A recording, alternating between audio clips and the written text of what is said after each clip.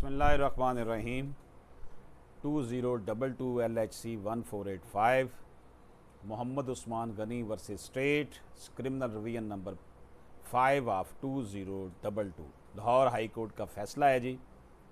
इसमें क्या देखा गया जी? Petitioner called in question the order passed by the learned additional session जज where the petitioner and other were summoned through examining the material available on record, though their names were placed in column number 2 of the चालान। इसमें petitioner ने ये question उठाया है जो additional session जज साहब ने फैसला किया है कि जनाब जो मटेरियल अवेलेबल रिकॉर्ड था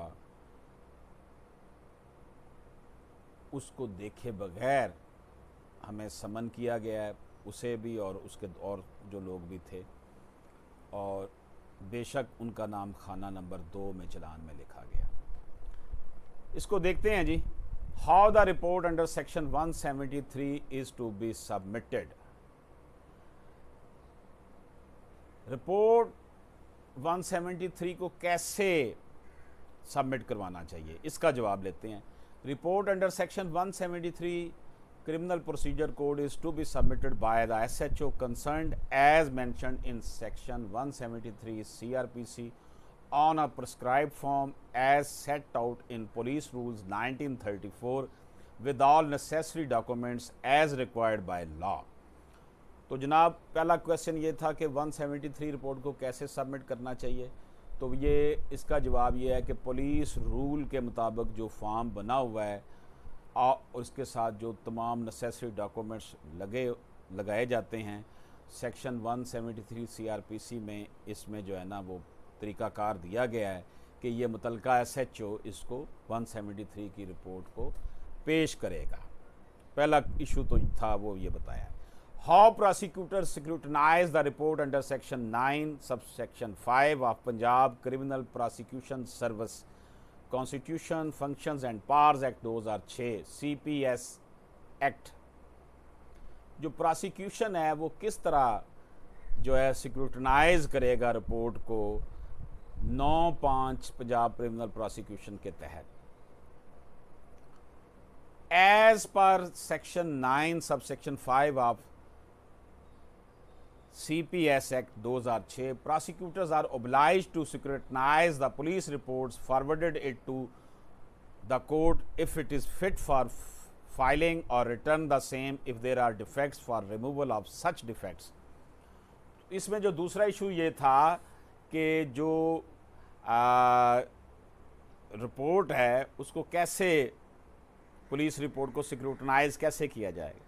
तो इसका section 9 sub section 5 CPS act 2006 में ये बताया गया है कि प्रोसिक्यूटर्स जो है वो उसको स्क्रूटनाइज करेगा और फिर अदालत में जो है वो भेजने के लिए इसे फिट करार देगा, और अगर इसमें कोई डिफेक्ट होंगे तो ये दोबारा वो डिफेक्ट ख़त्म करने के लिए SHO को कहेगा, पुलिस को कहेगा।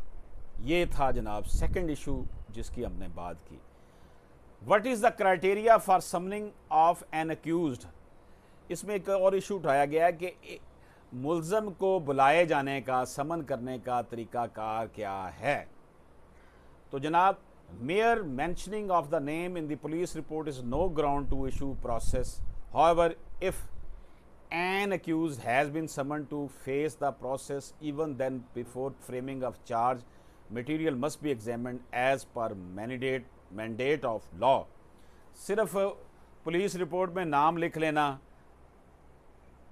कि हमने से प्रोसेस इशू कर दिया है, इसका मतलब ये नहीं है कि उसे इशू हो गया।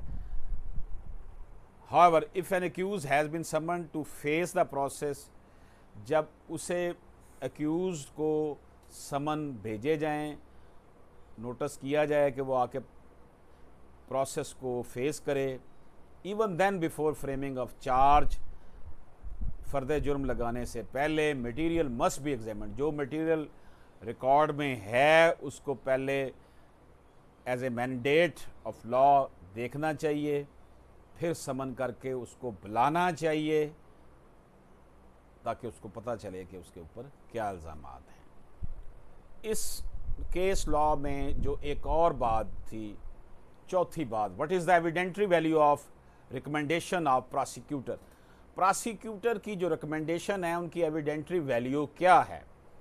Provision of CPS Act requires a court to give due consideration to assessment submitted by the prosecutor. However, if the court had a different observations, it can frame the charge and collect the evidence.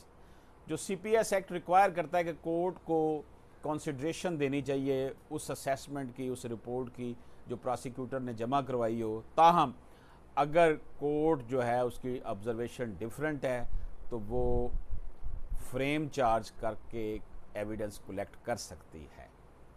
इजाज़त दीजिए, अल्लाह हाफिज़।